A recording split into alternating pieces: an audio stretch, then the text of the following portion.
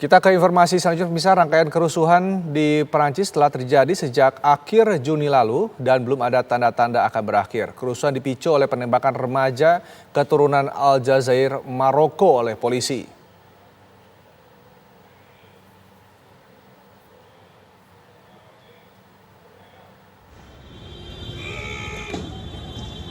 Kekacauan yang tersebar di seluruh Prancis membuat Kementerian Dalam Negeri Prancis menerjunkan 45.000 personil ke penjuru negeri untuk menghentikan kerusuhan yang 5 hari terakhir ini terjadi.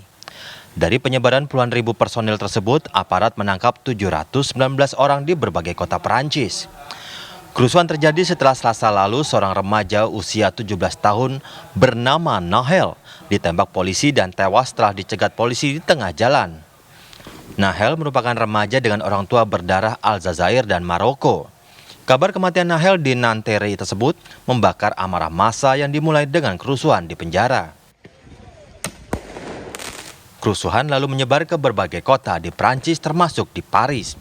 Para perusuh membakar beragam kendaraan yang ditemui dan menjarah pertokoan. Mereka juga membakar gedung-gedung pemerintahan kota, kantor polisi, serta sekolah. Gedung yang disasar adalah bangunan yang mewakili negara Prancis.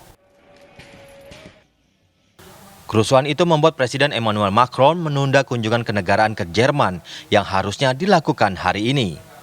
Sementara itu, seorang polisi yang terlibat dalam razia lalu lintas yang menewaskan Nahel telah mengakui peristiwa yang memicu kemarahan nasional tersebut. Sang polisi kini dalam penyelidikan atas tuduhan pembunuhan. Meski ratusan orang telah ditangkap, Kepala Polisi Paris menyatakan saat ini masih terlalu dini untuk menyatakan bahwa kerusuhan berhasil ditanggulangi. Kerusuhan terbesar Sabtu malam waktu setempat berpusat di Marseille. Sementara di Paris, polisi meningkatkan pengamanan di Camp Élysées setelah beredar kabar di media sosial mengenai massa yang akan berkumpul di sana. Menurut polisi, terdapat 6 bangunan publik yang rusak dan 5 petugas keamanan terluka. Sedangkan di Les Roses, rumah wali kotanya ditabrak lalu dibakar massa. Wali kota selamat sementara istri dan anak-anaknya terluka. Kasus ini ditindaklanjuti sebagai kasus upaya pembunuhan.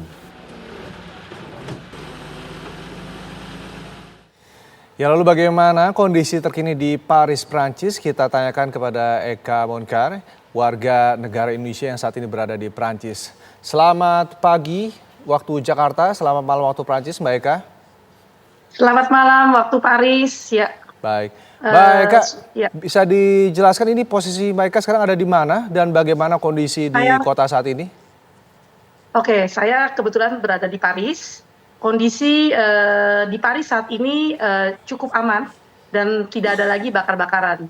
Dan sekitar 3.000 orang sudah ditangkap per hari ini.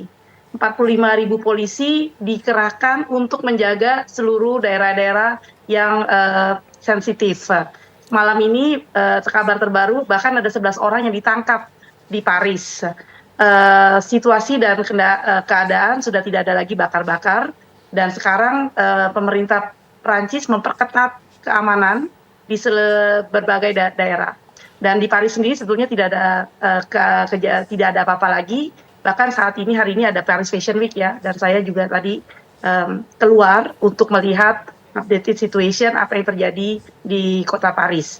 Jadi saat ini situasi kondisif aman dan sekarang mereka sedang menghitung berapa kerugian dan pemerintah Prancis sedang bernegosiasi dengan asosiasi asuransi untuk segera mengganti kerugian secepatnya kepada terutama pemilik-pemilik toko yang dijarah dan diserang.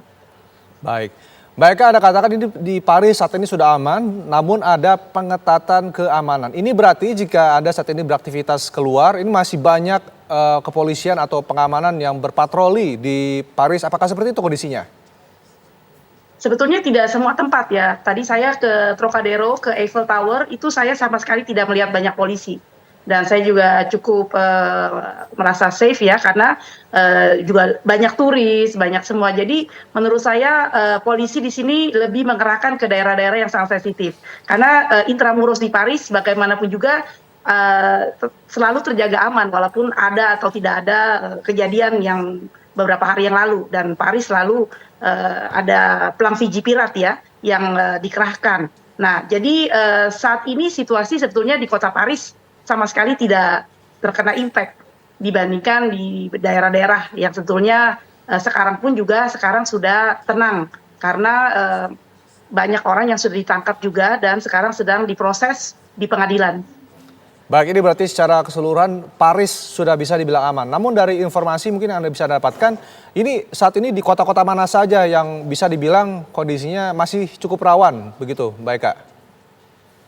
Kalau saya bilang rawan, saya tidak terlalu setuju karena di mana-mana sebetulnya kejadian ini tidak ini yang melakukan ini adalah minoritas, ya bukannya mayoritas. Dan Marseille, Lille, Lyon saat ini dalam kondisi sedang memperbaiki dan penjagaan tetap harus ada karena apapun yang terjadi kita tidak mau akan ada lagi kejadian seperti itu merugikan semua pihak, bukan hanya satu pihak tapi semua pihak ya, bahkan pihak imigran pun juga banyak yang rugi karena kalau bis itu dibakar mereka tidak bisa lagi bekerja naik bis dan kalau itu sekolah dibakar mereka tidak bisa sekolah lagi. Dan wali kota Prancis saat ini berkumpul ribuan wali kota seluruh Prancis untuk memberikan pesan kepada semua penduduk Prancis karena orang-orang ini adalah orang-orang Prancis juga walaupun imigran supaya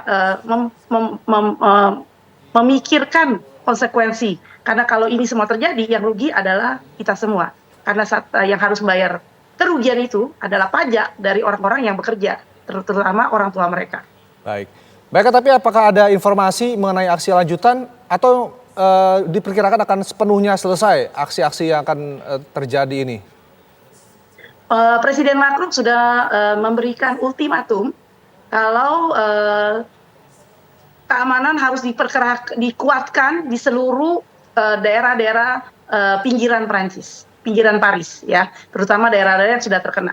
Dan ini sudah tidak ada pilihan lagi. Untuk semua daerah ini tidak perlu ada lagi kejadian seperti itu dan sekarang juga banyak mediator untuk berdialog dengan pemuda-pemuda minoritas imigran ini untuk merangkul mereka supaya memberikan mereka kesadaran apa yang dilakukan itu semuanya adalah sia-sia. Jadi ini adalah kerugian buat kita semua. Oleh sebab itu sekarang yang sedang dilakukan adalah untuk berusaha mencegah dan berusaha untuk menyadarkanlah apa yang sedang mereka lakukan. Dan saya percaya dan semoga kita doakan tidak akan terjadi lagi karena ini semua juga tidak bagus untuk semuanya. Baik, terima kasih Mbak Eka atas waktunya sudah bergabung bersama kami di Kabar Pagi. Terima kasih atas informasi yang sudah diberikan dan kita harapkan bersama Perancis bisa aman dan sepenuhnya bisa kembali pulih. Terima kasih.